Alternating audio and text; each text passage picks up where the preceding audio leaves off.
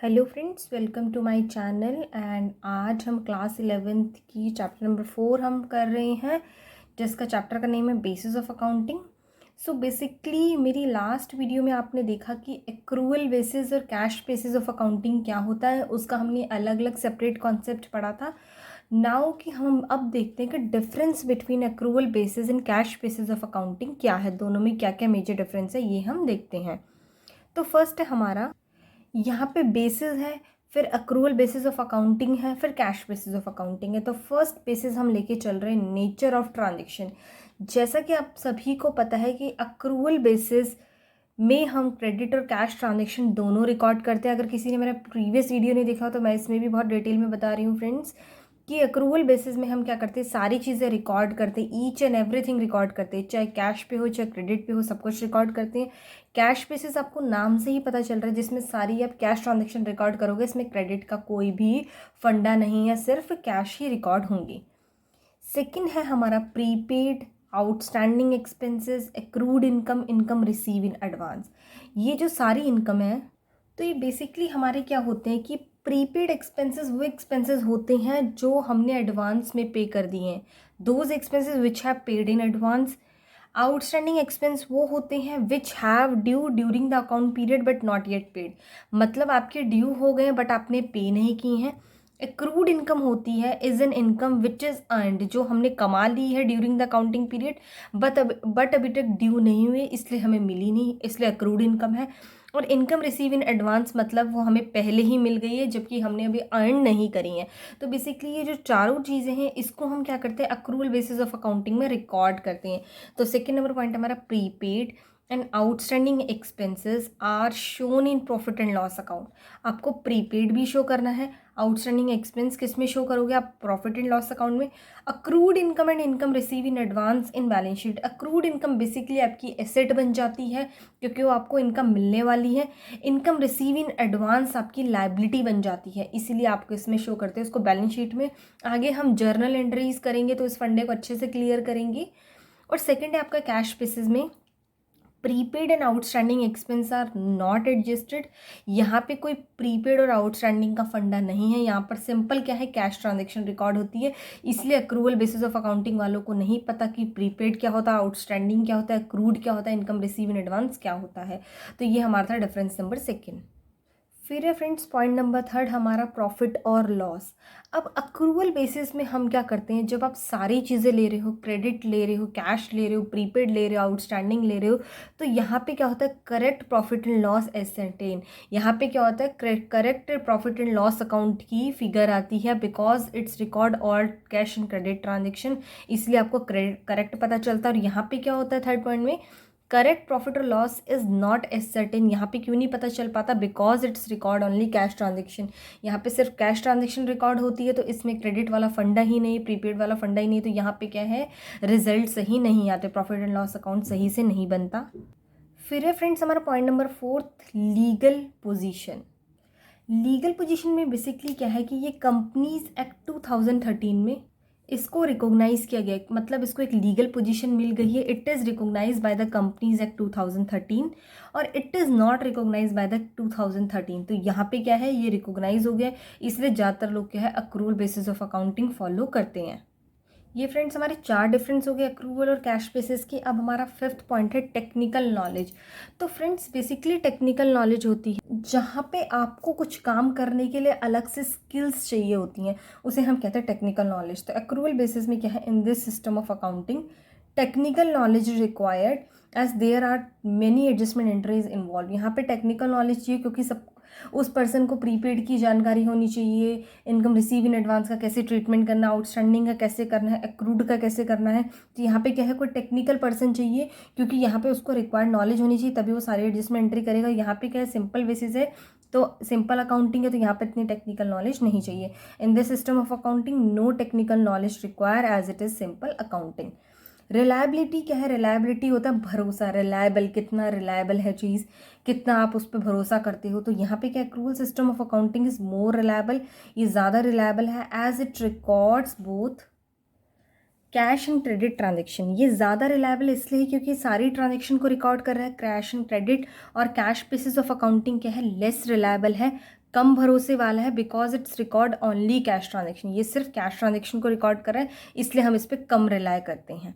7 number point है acceptability. Acceptability मतलब है कि कितनी चीज़ आप इसको एक्सेप्टेबल कर रहे हो, कितना आप उसको एक्सेप्ट करते हो। एक्रूवल बेसिस मोर एक्सेप्टेबल, ज़्यादा एक्सेप्टेबल है, ज़्यादा लोग उसे एक्सेप्ट करते हैं क्योंकि as it show correct value of income and expense, क्योंकि यहाँ पर इनकम एंड एक्सपेंस की करेक्ट वैल्यू आती है। यहाँ पे क्या है, cash basis does not show all the information, ये सारी इन्फॉर्मेशन शो नहीं करता, इसीलिए लोग क्या करते हैं, इसको लेस एक्सेप्टेबल है, ये ज़्यादा एक्सेप्टेबल नहीं है। फिर हमारा पॉइंट नंबर 8 है सुटेबिलिटी। सुटेबिलिटी मतलब होता है कहाँ पे सूट कर रहा है, कहाँ पे फिट कर रहा है। It is suitable for business as it's require information that is complex. ये मोस्टली क्या होता है, बिजनेसेस जहाँ पे होते हैं वहाँ पे यूज़ होता है, क्योंकि वहाँ पे क्या होता है, बहुत सारी इन्फॉर्मेशन होती है, कॉम्प्लेक्स डेटा होता है, तो हम कैश बेसिस ऑफ अकाउंटिंग नहीं मेंटेन कर सकते, यहाँ पे हमें अक्रूवल बेसिस ऑफ अकाउंटिंग चाहिए। और यहाँ पे क्या है, ये जो स्मॉल्स होती हैं या आप बोल सकते हैं नॉन प्रॉफिट ऑर्गेनाइजेशन जहाँ पे कॉम्प्लेक्स सिस्टम नहीं है, वहाँ पे आप कैश बेसिस अकाउंटिंग फॉलो कर सकते हैं। It is suitable where all the transactions are on cash basis, for example suitable for not for profit organisation as there are not more complex transaction, तो यहाँ पे ज़्यादा कॉम्प्लेक्स ट्रांजेक्शन्स नहीं होती, तो इसलिए ज़्यादा सुटेबल होता है उनके लिए जहाँ पे ट्रांजेक्शन बहुत सिंपल है। तो फ्रेंड्स आपने देखा कि अक्रूवल बेसिस और कैश बेसिस ऑफ अकाउंटिंग में क्या है डिफरेंस। तो मोस्टली क्या होता है, अब की आजकल सब क्या करते हैं, अक्रूवल बेसिस फॉलो करते हैं, क्योंकि आजकल एडजस्टमेंट एंट्री बहुत ज़्यादा है, कम लोग cash basis of accounting follow करते हैं। जहाँ पे जिसका पूरा बिजनेस कैश पे होता है वो cash basis of accounting follow करता है, अदरवाइज मोस्टली क्या करते हैं, accrual basis of accounting he follow करते हैं। तो ये बेसिकली हमारा फ्रेंड्स डिफरेंस था अक्रूवल और कैश बेसिस ऑफ अकाउंटिंग में। और हमारा एक और पॉइंट है कि under companies act 2013, companies act 2013 के अकॉर्डिंग कंपनीज को accrual basis of accounting follow करना है। तो सारा कॉन्सेप्ट ही खत्म, तो कंपनीज को सारे क्या है, अक्रूवल बेसिस ऑफ अकाउंटिंग पे ही चलना पड़ेगा। तो ये कंपनीज एक्ट में भी बता दिया गया। And then move on to next topic. यहाँ पे हमारे एक और टॉपिक है friends, very short answer type question, जो इस चैप्टर से आपके कवर कर रहे हैं। ये बेसिकली क्वेश्चन आंसर सेशन है जिसमें हम कुछ क्वेश्चन डिस्कस करेंगे, बहुत छोटे क्वेश्चन है, 1 लाइनर 2 लाइनर क्वेश्चन हैं। What are the question number first है, what are the 2 basis of accounting. सबको पता है 2 बेसिस ऑफ अकाउंटिंग कौन सा होता है, फर्स्ट है हमारा cash basis of accounting and second है हमारा अक्रूवल बेसिस ऑफ अकाउंटिंग। तो ये हमारे 2 बेसिस हैं। सेकेंड नंबर पॉइंट है, what do you mean by cash basis of accounting. Cash basis of accounting से आप क्या समझते हैं। तो बेसिकली क्या है, entries recorded on the basis of receipt और पेमेंट ऑफ कैश ओनली। जहाँ पे क्या है, एंट्री कब रिकॉर्ड होगी, जब आपको पैसा मिलेगा ये आप पैसा दोगे तभी आप एंट्री रिकॉर्ड करोगे, अदरवाइज नहीं। तो ये हमारा क्या है, कैश बेसिस ऑफ अकाउंटिंग। फिर हमारा नेक्स्ट टॉपिक है, what do you mean by accrual basis of accounting. तो फ्रेंड्स अक्रूवल बेसिस क्या होता है, एंट्री तब रिकॉर्ड करते हैं जब एंट्री होती है, जब सेटलमेंट होता है तब रिकॉर्ड नहीं करना। तो entry is recorded at the time when it entered, जब एंट्री होती है, जब हमारी ट्रांजेक्शन कंप्लीट होती है, into but not when settlement take place. आपको ये नहीं देखना कि आप कब कैश दे रहे हो, कब कैश आ रहा है, वो आपको इसमें मैटर नहीं करता। जिस दिन सेल हो गई आपको सेल बुक कर लेनी, इरिस्पेक्टिव कि आपकी पेमेंट कब मिलती है। तो ये है आपका एक्रूवल बेसिस ऑफ अकाउंटिंग का। क्वेश्चन नंबर 4 है, what is the advantage of cash basis of accounting. अब कैश बेसिस ऑफ अकाउंटिंग भी कुछ एडवांटेजेस हैं। तो कैश बेसिस ऑफ अकाउंटिंग है, इट इज सिंपल, क्योंकि इसमें सिंपल है, इसमें क्या है, कोई एडजस्टमेंट एंट्री नहीं है, प्रीपेड एक्सपेंस आपको एडजस्ट नहीं करना, आउटस्टैंडिंग नहीं एडजस्ट करना, income receive in advance adjust नहीं करनी, आपको एक्रूड इनकम एडजस्ट नहीं करना, तो आपको यहाँ पे कोई एडजस्टमेंट नहीं चाहिए। तो ये क्या है, बहुत सिंपल है, इसको ईजिली अंडरस्टैंडेबल है। सेकेंड है, नो टेक्निकल स्किल्स रिक्वायर्ड, आपको ज़्यादा से ज़्यादा टेक्निकल स्किल्स भी इसमें नहीं चाहिए क्योंकि ये सिंपल स्ट्रक्चर है। पॉइंट नंबर 5 है हमारा, what are the disadvantages of cash basis of accounting. अब कैश बेसिस ऑफ अकाउंटिंग के क्या डिसएडवांटेजेस है। एक तो ये डिसएडवांटेजेस है कि ये करेक्ट डेटा नहीं देता, क्योंकि सारी चीज़ें कंसीडर नहीं करेगा तो आपको डेटा भी करेक्ट नहीं देगा। तो first, it does not give true and fair view, क्योंकि आपको इन्फॉर्मेशन ठीक नहीं मिलती इसमें। और सेकंड है आपका, it does not follow matching principal. अब आपका मैचिंग प्रिंसिपल बोलता है, तो बेसिकली मैचिंग प्रिंसिपल आपका ये बोलता है कि जिस पीरियड का आप रेवेन्यू रिकॉग्नाइज करके चलते हो आपको उसके एक्सपेंस भी लेके चलनी है, ताकि ताकि आपको correct P and L account पता चले, करेक्ट प्रॉफिट और लॉस पता चले। अगर आप 100 रुपीज़ की कोई प्रोडक्ट की सेल कर रहे हो तो उसके रेलिवेंट आप खर्चे जब लेके चलोगे तभी तो आप बता पाओगे कि आपकी कंपनी को प्रॉफिट हो रहा है कि लॉस हो रहा है। But cash basis of accounting में ये नहीं है, क्योंकि ये क्या करता है, मैचिंग प्रिंसिपल को फॉलो नहीं करता। ये सिर्फ कैश बेसिस पे लेके चलता है। जिस दिन पेमेंट आई ये उसी को लेके चलेगा। अगर आपने सेल कर दी, उसके एक्सपेंस की आपने पेमेंट नहीं करी, तो ये उसको लेके नहीं चलेगा, ये अगले पीरियड में लेके चलेगा। इससे आपका डेटा क्या है, सही नहीं आएगा, डेटा आपका मिसमैच हो जाएगा। क्वेश्चन नंबर 6 है, does cash basis of accounting violate GAAP? If yes how? GAAP होता है जनरली एक्सेप्टेड अकाउंटिंग प्रिंसिपल। अब आपको ये बताना है कि cash basis of accounting violate करता है, गैप को नहीं फॉलो करता। वायलेट मतलब आप ऐसे समझ सकते हो कि उसको फॉलो नहीं करता, तो ये वायलेट गैप को वायलेट करता है। Yes, as it does not follow matching principle और अक्रूवल कॉन्सेप्ट। ये दोनों कॉन्सेप्ट को फॉलो नहीं करता। फर्स्ट है हमारा मैचिंग प्रिंसिपल, जिसमें आपको रेवेन्यू के अकॉर्डिंग एक्सपेंसेस मैच कर रहे होते हैं, और सेकंड है हमारा अक्रूवल कॉन्सेप्ट। अक्रूवल कॉन्सेप्ट आपका बोलता है कि जब आपकी ट्रांजेक्शन होती है, आपको हैपेंड तब आपको करना है, जब सेटलमेंट होता है तब आपको रिकॉर्ड नहीं करना, तो ये उसको लेके नहीं चलता। तो ये गैप का प्रिंसिपल दोनों चीज़ों को मानता है गैप, तो ये इसको वायलेट करता है कैश बेसिस ऑफ अकाउंटिंग। तो इसका आंसर है आपका येस, क्योंकि कैश बेसिस ऑफ अकाउंटिंग उसको वायलेट करता है। क्वेश्चन नंबर 7 है हमारा, what are the advantages of accrual basis of accounting? अब अक्रूवल बेसिस ऑफ अकाउंटिंग के क्या एडवांटेजेस हैं? फर्स्ट है हमारा, it gives a true and fair view of profit और loss account.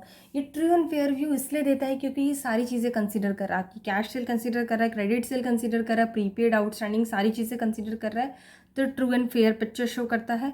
It show complete picture of all the transaction, और ये क्या है, सारी ट्रांजेक्शन्स की कंप्लीट पिक्चर बताता है, आपको सारी चीज़ें इसमें क्लियर कट पता चलेंगी। तो ये आपका क्या है, एडवांटेजेस है। क्वेश्चन नंबर 8 देन हमारा लास्ट क्वेश्चन है, what are the disadvantages of accrual basis of accounting? हर किसी के कुछ एडवांटेजेस कुछ डिसएडवांटेजेस होते हैं, तो इसका कुछ डिसएडवांटेजेस है। क्या है? It is more complicated then cash basis of accounting. Cash basis of accounting को समझना ज़्यादा ईजी है, अक्रूवल बेसिस को समझना इतना ईजी नहीं है। तो क्या है, मोर कॉम्प्लिकेटेड है कैश बेसिस ऑफ अकाउंटिंग।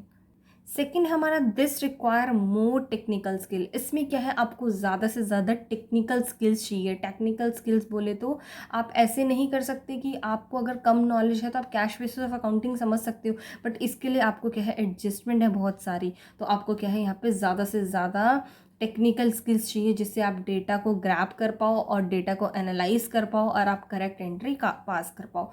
तो फ्रेंड्स, ये आज का हमारा टॉपिक था, कैश बेसिस ऑफ अकाउंटिंग में अक्रूवल बेसिस ऑफ अकाउंटिंग में डिफरेंस। तो हमारा ये चैप्टर भी कंप्लीट हो गया है। अब हम नेक्स्ट वीडियो में नया चैप्टर शुरू करेंगे। तो thank you friends for watching my video. अगर आपको मेरा वीडियो पसंद आया तो प्लीज़ इसे लाइक एंड सब्सक्राइब करना ना भूलें। Thank you friends.